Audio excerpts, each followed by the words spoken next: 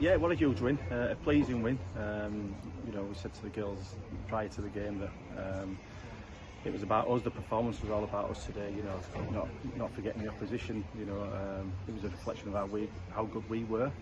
And we did a lot of good stuff that we've been working on the training field, and you know, it's nice when it pays off. When you have huge wins like that, what can you learn about your team?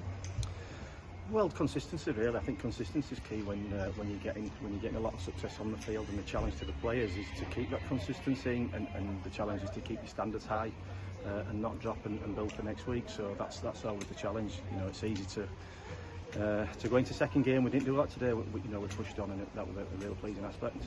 Went over for 16 tries, but really pleasingly we didn't concede any points. Is that really satisfying for you? It is, yeah. It was certainly a goal of ours before the game, you know, to keep them to 0. We knew we had that in us, and the key to that is staying focused. And you know, we did that when we went through a couple of rough patches. We defended really well, which were pleasing.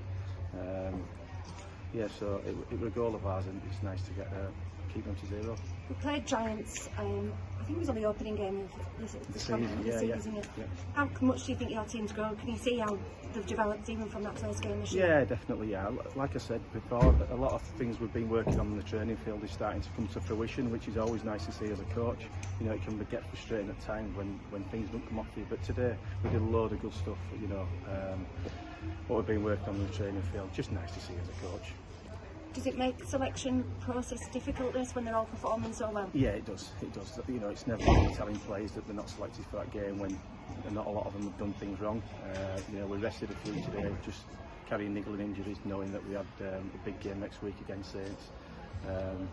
So yeah, it's tough, but you know, the response from the girls that aren't selected has been really good.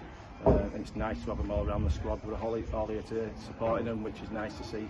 You know, nobody sulks, and they'll all be really trying hard next week to get in that team for next week.